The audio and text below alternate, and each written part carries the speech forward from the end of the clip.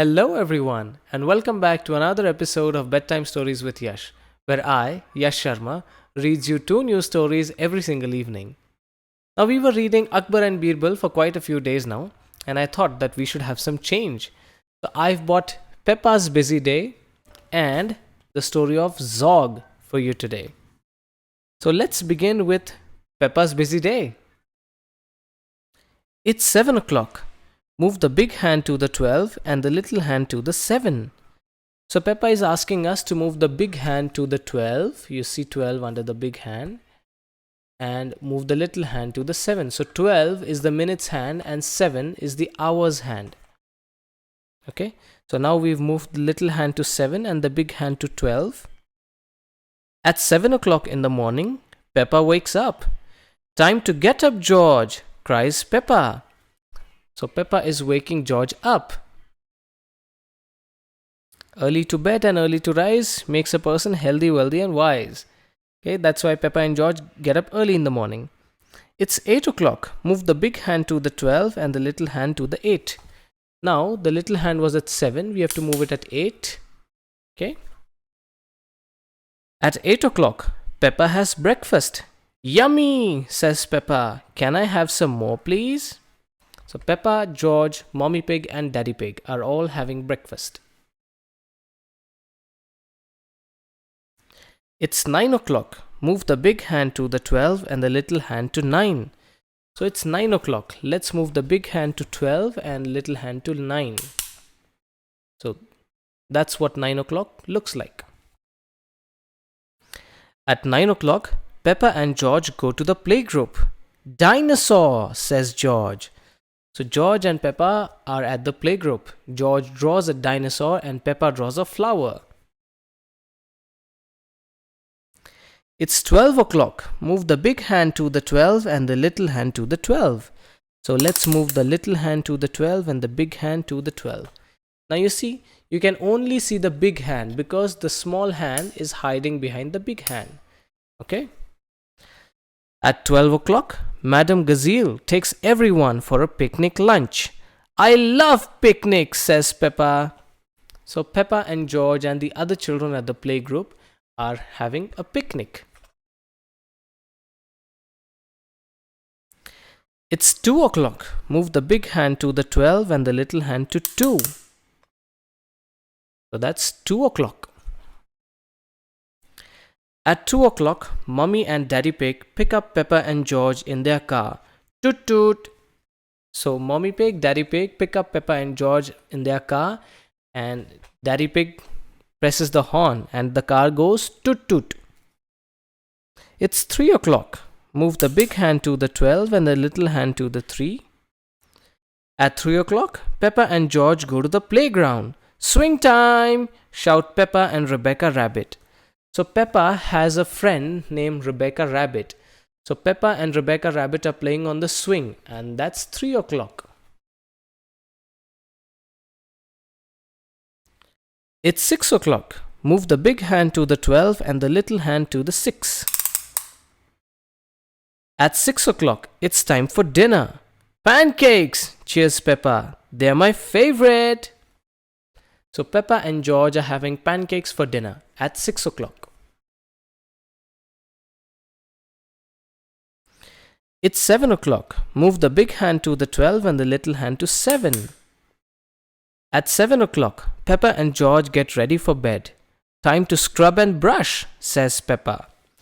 So Peppa and George have a very good habit of brushing their teeth before bed. So that's Peppa and George brushing their teeth. It's 8 o'clock. Move the big hand to the 12 and the little hand to 8. At 8 o'clock, it's bedtime. Mommy and Daddy Pig come in to say goodnight, but Peppa and George are fast asleep. So at 8 o'clock, Peppa and George go to bed. 8 o'clock. Okay. So that's the story of Peppa and George. Did you like what Peppa and George do during the day? Okay. Let me know in the comments down below. So let's move on to the next story for the evening, which is Zog. Madam Dragon ran a school many moons ago. She taught young dragons all the things that dragons need to know. Zog, the biggest dragon, was the keenest one by far. He tried his hardest every day to win a golden star. So Zog went to Madam Dragon's school. This is Madam Dragon, who ran a school many, many moons ago, long time ago. And the orange one over here is Zog. He tried his hardest every day to win a golden star. So Madam Dragon used to reward students with a golden star when they did something new or did something nice. All the dragons in year 1 were learning how to fly. Hi, said Madam Dragon, way up in the sky. Now that you've been shown, you can practice on your own, and you'll all be expert flyers by the time you're fully grown. Zog went off to practice, flying fast and free. He soared and swooped and looped the loop, then crashed into a tree. So Madam Dragon was teaching all the dragons how to fly. So Zog went off to practice after learning how to fly. So he soared and swooped and looped the loop, then crashed into a tree. He bumped his head into a tree. Just then, a little girl came by. Oh, please don't cry, she said. Perhaps you'd like a nice sticky plaster for your head? So a little girl comes by and puts up a nice pink plaster on Zog's head. What a good idea, said Zog. Then up and off he flew, his plaster gleaming pinkly as he zigzagged through the blue. So that's Zog flying away happily after putting up the plaster on his head.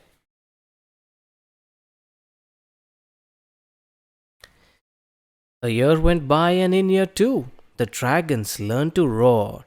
More, said Madam Dragon. Louder, I implore. Implore means I request you to be a little louder.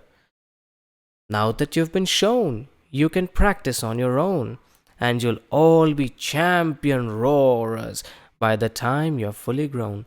So Madam Dragon says, now that I've shown you how to make a loud roar, you can practice on your own, and you're all going to be champion roarers by the time you're fully grown.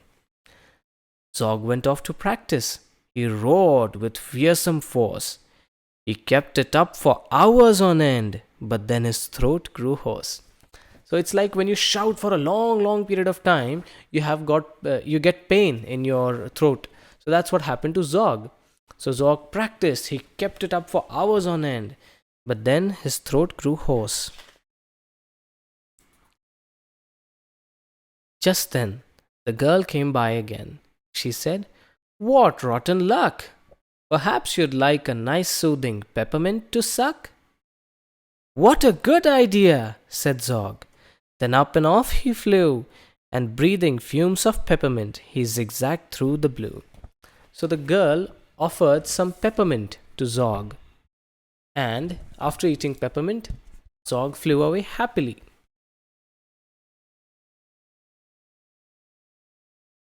A year went by, and in year 3, the dragons learned to blow. No, said Madam Dragon, breathe out fire, not snow. Now that you've been shown, you can practice on your own, and you'll all be breathing bonfires by the time you're fully grown. Zog went off to practice. He blew with all his might. He twirled around in triumph, and his wingtip caught alight. Just then, the little girl came by again. She said, you poor old thing, perhaps you'd like a nice stretchy bandage for your wing? What a good idea, said Zog. Then up and off he flew, his bandage flapping wildly as he zigzagged through the blue. So this is the little girl. She came by again to Zog to help him. Then she put up a nice plaster on his wing, and then he went off happily.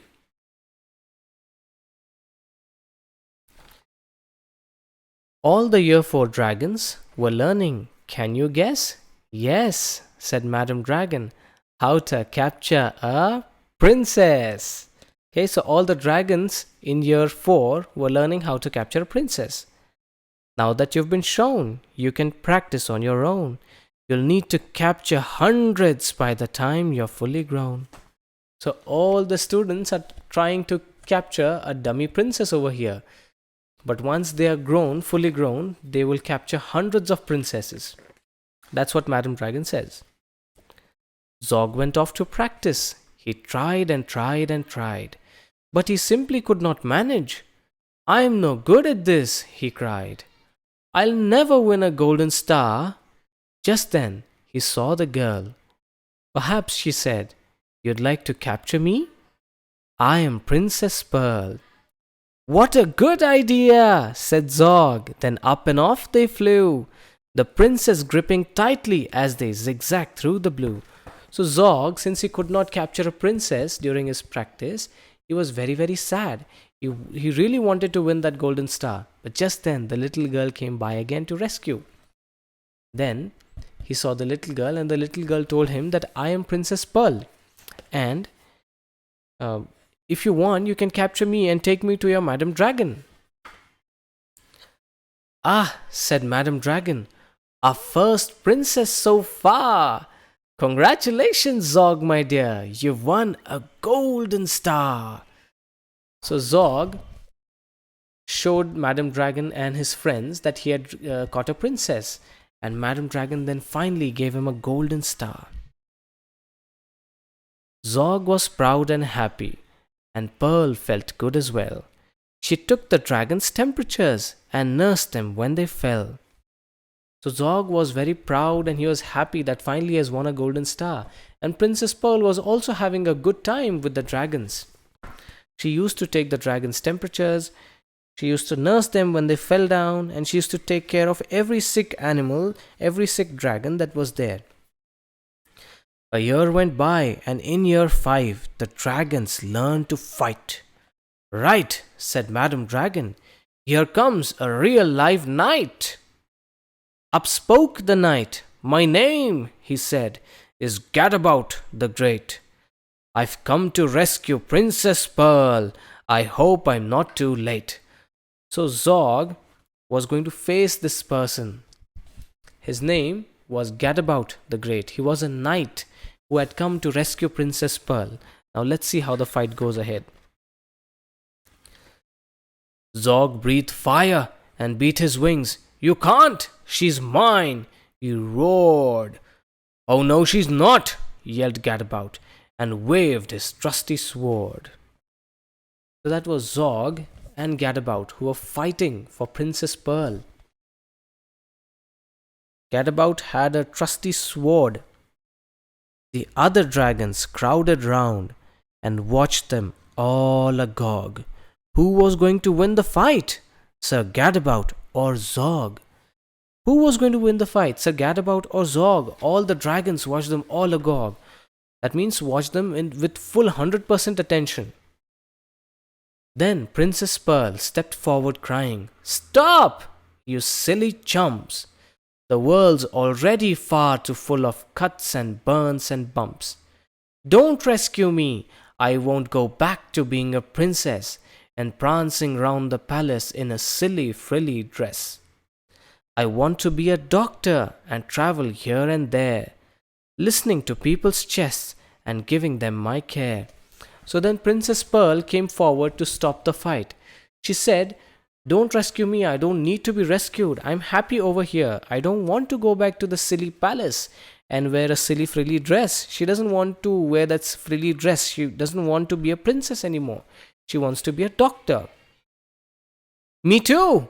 Exclaimed the knight and took his helmet off his head. I'd rather wear a nice twisty stethoscope, he said. Perhaps, princess, you'll train me up?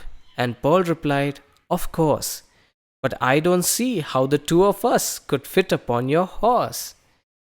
Me too. So the knight was also tired of being a knight and trying to rescue Princess Pearl and serving his queen. So he said, I'll also be a nice doctor with you. I'll wear a nice twisty stethoscope around my neck instead of wearing this heavy armor. But then Princess Pearl points out, Your horse is too small. I don't know how the two of us can fit on your horse. Then Zog said, Flying doctors! I'd love to join the crew. If you'll let me be your ambulance, then I can carry you. Bravo! Said Madam Dragon. An excellent career! And all the Year 5 dragons gave a loud, resounding cheer. So then Zog stepped forward saying, Hey doctors, I have got an idea. Why don't you become flying doctors? You can sit on me and I can carry you everywhere. And then Madam Dragon also appreciated Zog's choice of a career. Then Madam Dragon told the horse, I'd really hope you'll stay. I'll let you be my pupil's pet and feed you lots of hay. So Madam Dragon was kind. Madam Dragon said, Hey horse, why don't you stay with us? I'll let you be my pupil's pet and I'll feed you lots of hay. So that was the story of Zog.